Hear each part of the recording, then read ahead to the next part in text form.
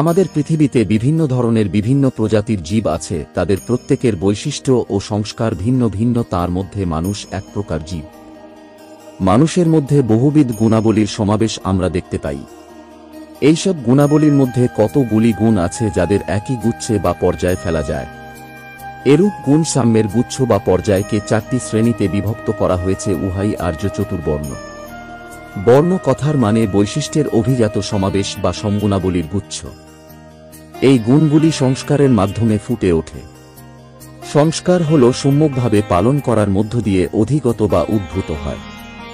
আর এই অধিগত বা উদ্ভূত গুণটাই যখন সত্তায় গেঁথে যায়, অর্থাৎ জীবকোষে গিয়ে স্থায়িত্ব প্রাপ্ত হয়, প্রকৃতপক্ষে তা সংস্কার রূপ ধারণ করে, তাই হল সহজাত সংস্কার।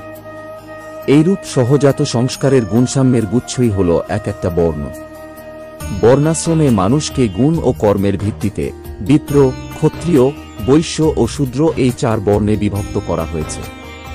এই বর্ণবিভাগ অনুসারে সবার কাজ এইরকম। যেমন বিপ্রদের দায়িত্ব ও কর্তব্য হল পূজা পার্বণ, অধ্যয়ন ও অধ্যাপনা, শিক্ষাদান, সমাজে কৃষ্টি ও সংস্কৃতির চর্চা ও উন্নতি সাধন। ক্ষত্রিয়দের প্রধান দায়িত্ব ও কর্তব্য হল সুদক্ষভাবে রাষ্ট্রের প্রশাসনিক সমস্ত দিককে বংশপরম্পরায় পরিচালনা করা।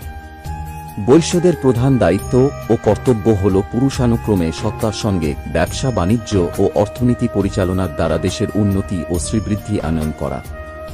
শূদ্রদের প্রধান দায়িত্ব ও কর্তব্য হল কৃষিকার্য, পশুপালন ও অন্যান্য 3 বর্ণের মানুষের বিভিন্নভাবে পরিপূরণ ও পরিপোষণ সেবা করা। কেউ যদি মনে করেন যেহেতু অপর 3টি বর্ণের সেবক শূদ্র, অতএব তাঁর স্থান এদের নিচুতে, তা মনে করা নিতান্তই ভুল হবে, কারণ আর্যকৃষ্টি কাউকে বড় বা কাউকে ছোট করে রাখেনি। শস্যভূমিতে প্রত্যেকেই প্রধান এবং অন্যান্যর সাথেও সে অঙ্গাঙ্গিভাবে জড়িত। বর্ষিয়ান, সদাচারী, ধর্মজ্ঞ শূদ্রকে বিহিতভাবে সম্মান করা আমাদেরই শাস্ত্রের বিধান। তছাড়া অচ্যুত শ্রেয়নিষ্ঠার বলে মহিদাস প্রভৃতি কয়েকজন শূদ্র ঋষিত্ব লাভ করেছিলেন। আজকাল গায়ের জোরে হয়তো বলি আমি বড় তুমি ছোট, কিন্তু বর্ণাশ্রমের ভিত্তি বড় ছোট বিচারের মতো ভঙ্গুর জিনিসের উপর প্রতিষ্ঠিত নয়। এখানে আছে সমীচীনতার ব্যাপার, যে সমীচীনতা গড়ে উঠেছে মানুষের শারীরিক ও মানসিক সংস্থিতির উপর দিয়ে।